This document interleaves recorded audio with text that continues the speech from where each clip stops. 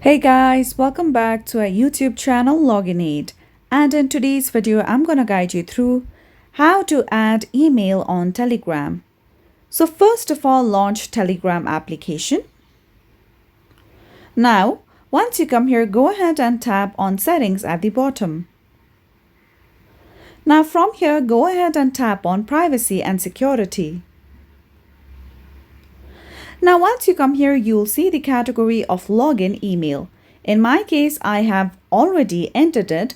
However, if you have not, you'll see the option of add email. So once you tap on it, you will be able to add your email over here.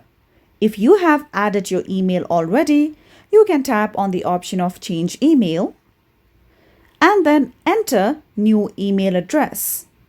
Once you do so, you would have to enter the verification code sent to you on your email address.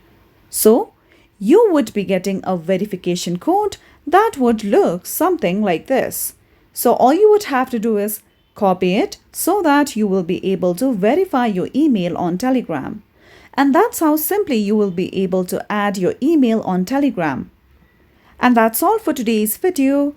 At last, don't forget to subscribe to our YouTube channel.